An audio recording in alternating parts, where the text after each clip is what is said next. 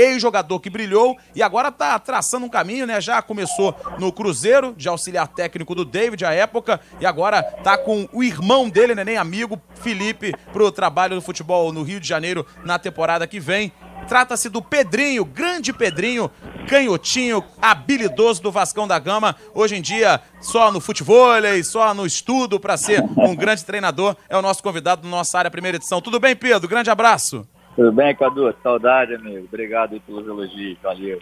E a galera do Vascão da Gama tá querendo, né, saber do Pedrinho, o que ele tá vendo desse Vasco pra reta final. Tem muito vascaíno que tá pensando assim, Pedrinho, o ano já acabou, o acesso tá garantido, o título tá bem encaminhado. A nossa chance era a Copa do Brasil de tentar algo diferente, mas o Vasco acabou perdendo pro Santos. O Santos tem mais time, é verdade, mas naquela partida houve inclusive reclamação de arbitragem. Como é que você tá observando tudo isso? O Vasco realmente pra 2016 já acabou o ano ou tá muito perto de acabar? O ano, assim, praticamente está terminando. O acesso garantido aí do Vasco e uma perspectiva enorme, né, de um início diferente, né, para alguns anos futuros aí para o Vasco, né, todo mundo muito triste com essa sobe e desce do Vasco, né, então a gente, como bom vascaíno, quer uma estabilidade, mas tem que se ressaltar o trabalho que o Jorginho vem fazendo, né, desde a queda do Vasco. Eles pegaram o time numa situação muito difícil, quase livraram do rebaixamento e vem fazendo um excelente trabalho. Acho que a perspectiva, na minha opinião, é que eles possam dar sequência mais algumas peças para o ano que vem. E uma coisa muito interessante, né, Pedrinho, desse Vasco é que muitos dos jogadores desse ano são da espinha dorsal do ano passado, mesmo que rebaixado, o time teve algum destaque com o Martin Silva, o Madison, uma dupla de zaga, o próprio Júlio César, aquela linha defensiva parece que estava encaixada, mas os jogadores de meio campo, em especial o Nenê, e teve um pouquinho de dificuldade no ataque. E esse ano parece que encaixou, pelo menos o Ederson, para mim foi um grande achado, uma negociação quase que perfeita do Vasco, trouxe um atacante que é capaz de fazer gol, mas é capaz também de reter a bola, de fazer uma jogada de movimentação. Como é que você observou essa contratação em especial? Era o tipo do jogador que estava faltando, por exemplo, durante quase todo o ano, Pedro? Eram contratações assim pontuais, né? Principalmente um homem de um pouco mais de velocidade na frente. E o Ederson tem até esse perfil e também faz gols, né? Tanto que ele já foi artilheiro do Campeonato Brasileiro. Então são contratações realmente que eu acho que necessitava. E o projeto para o ano que vem eu acho que é mesclar um pouquinho, né? Principalmente na questão da faixa etária. O Vasco tem um time com jogadores um pouco mais experientes. Eu acho que, de repente, 3 ou 4 jogadores mais jovens para dar um gás ali diferente dentro de uma competição longa e difícil, como é o Campeonato Brasileiro. Mas eu acho que a evolução do Nenê, principalmente física, né? Desde a sua chegada, a gente vê um Nenê chamando o jogo, fisicamente ele está sobrando e ele dita o ritmo, né, da equipe. Então acho que essa estrutura com o Rodrigo, com o Martins, dá uma segurança para essa inclusão de jogadores mais jovens que vêm da base e de repente também contratados.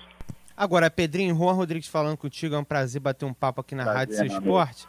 Queria te perguntar o seguinte, né, justamente sobre esse camisa 10, o Nenê, ele andou uma sumida, né, no último jogo contra o Santos, talvez tenha marcado justamente a volta de um Nenê mais participativo dentro de campo.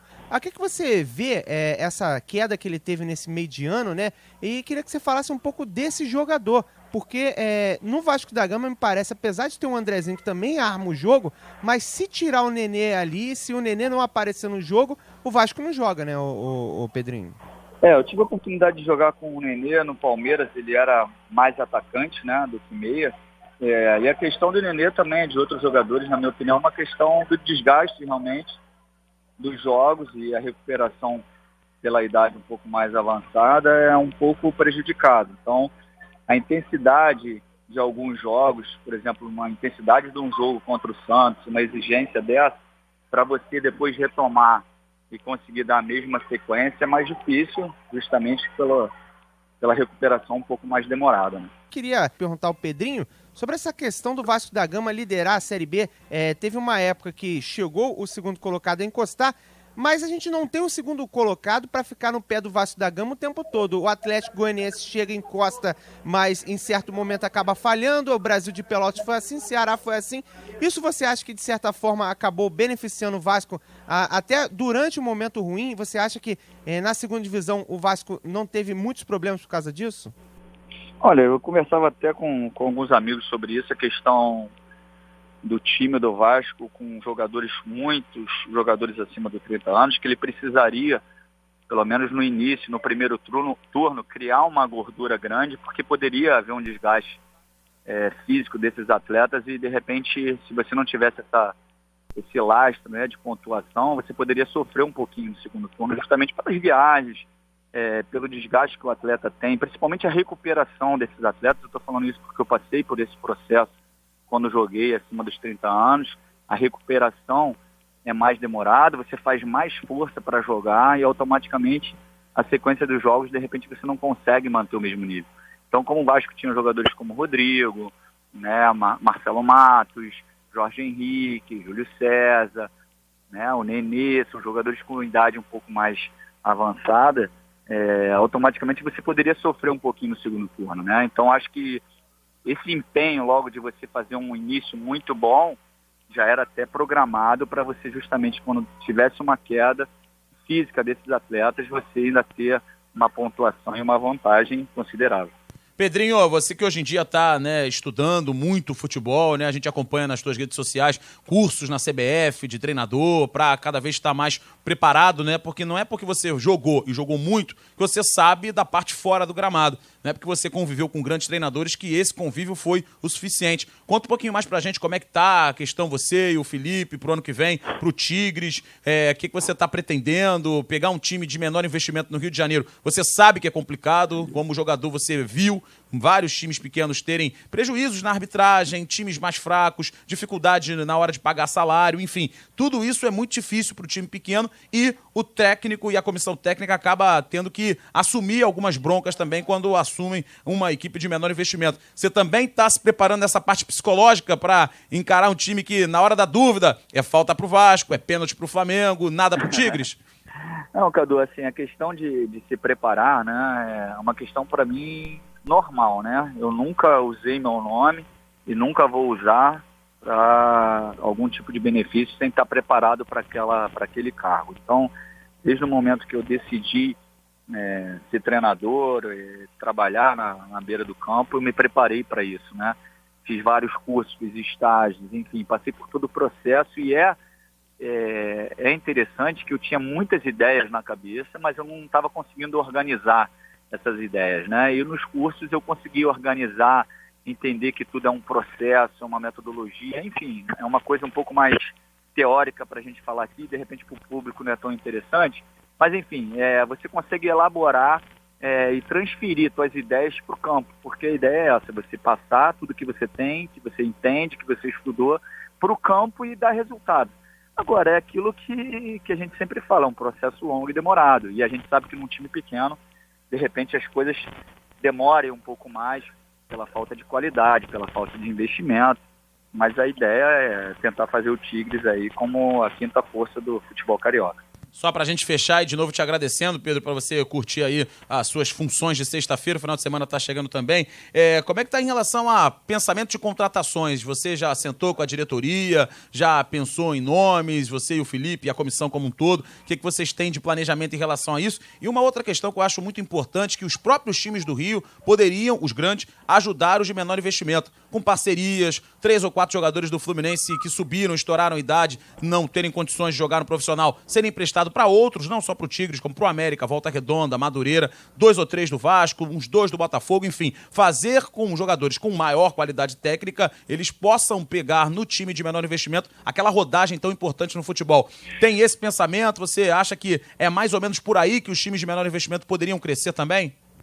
A ideia é essa, Cadu. A gente tem observado alguns jogos da Copa Rio, né? Alguns jogos da Copa Federação também em São Paulo. E essa questão que você falou dos jogadores que jogam em time grande, de repente precisam aparecer, não estão sendo utilizados, é perfeito.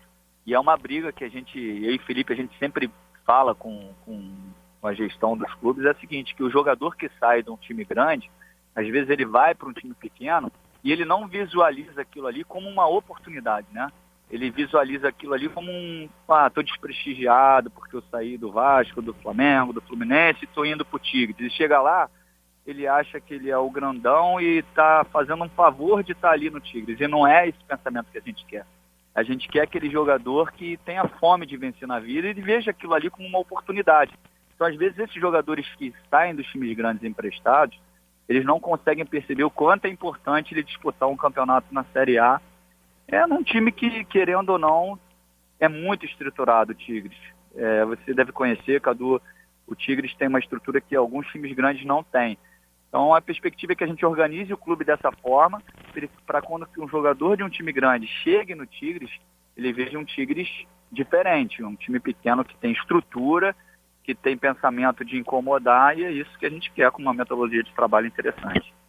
Grande Pedrinho, a gente te deseja boa sorte nessa caminhada, é bem mais árdua do que a de jogador, né? Porque no caso do jogador, você tem talento, você tem técnica, você treina, você sua, você consegue. No caso do técnico, é um pouco mais difícil, eu vejo dessa forma, e até porque no futebol são 11 que jogam, mais os que ficam no banco. Técnico é um só, auxiliar técnico um só, no máximo 2, enfim, o nicho é bem menor, mas com a tua dedicação, acredito que você vai chegar longe, você, o Felipe, um abraço para os dois e também para toda a galera do Tigres, uma boa sorte nessa caminhada, Pedrinho, é o desejo da nossa equipe da Bradesco Esportes FM e com certeza a gente vai se falar muito, principalmente depois que o Campeonato Carioca começar. Um abraço, obrigado mais uma vez pelo carinho.